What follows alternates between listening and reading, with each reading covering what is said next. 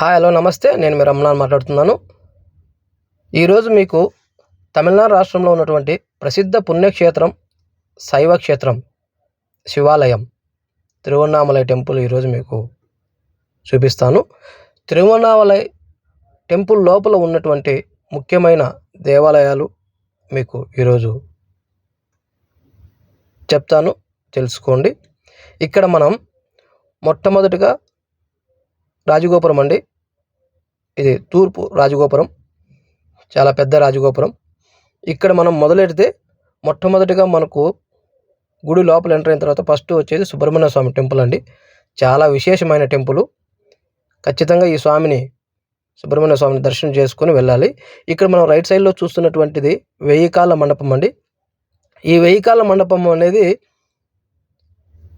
మన రమణ మహర్షి స్వామి తపస్సు చేసినటువంటి మండపం అండి. ఈ 1000 కాళ్ళ మండపంలోనే మనకు పాతాళ లింగం ఉంది. ఇక్కడ మనం చూస్తున్నటువంటిది పెద్ద నంది అండి. ఇది పౌర్ణమి తర్వాత రెండవ రోజు ప్రదోష పూజలు జరుగుతాయి. ఈ నంది వాహనమునకు చాలా విశేషమైనటువంటి పూజలు జరుగుతాయండి.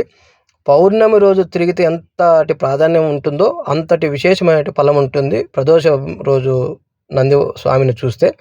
అలాగే ఇక్కడ ఉన్నటువంటి టెంపుల్ వినాయకర స్వామి టెంపుల్.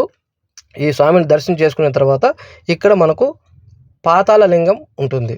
ఇక్కడే రమణ మహర్షి స్వామి వారు తపస్సు చేసినటువంటి ప్లేసు. ఇక్కడే పాతాళ లింగాన్ని ప్రతిష్ఠించారు రమణ మహర్షి స్వామి వారు. ఇకపోతే ఈ టెంపుల్ ఎప్పుడు మనం కొండ చుడతాము పౌర్ణమికి, కానీ ముఖ్యంగా గుడి లోపల ఉన్నటువంటి తిరువన్నామలై టెంపుల్ లోపల ఉన్నటువంటి విశేషమైనటువంటి టెంపుల్స్ అండి ఇవి మీకు ఈరోజు చెప్తున్నటువంటిది. మనం చూస్తున్నది రాజగోపురం లోపల నుంచి, గుడి లోపల నుంచి చూస్తున్నాం రాజగోపురం అనేది. ఈ గుడి తర్వాత మనం చూడాల్సినటువంటి ముఖ్యమైన దేవాలయం వచ్చి ఇది పెద్ద నంది. ప్రదోష వేళ స్వామివారికి నంది వాహనములకు విశేషమైన పూజలు జరుగుతాయి. ఇది వచ్చి చిన్న నంది, ఇది పెద్ద నందికి ముందు ఉంటుంది. ఈ నంది స్వామిని కూడా మనం దర్శనం చేసుకోవాలి. అలాగే ఇక్కడి నుంచి కాలభైరవ స్వామి అండి.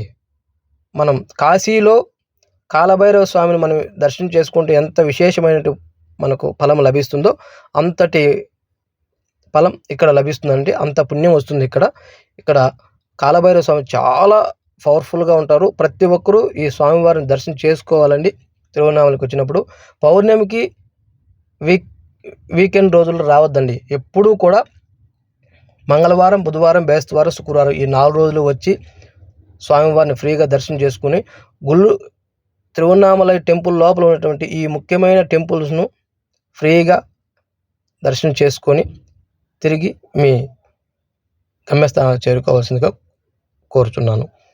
ఓం నమ శివాయ, ఓం నమ శివాయ, ఓం నమ శివాయ.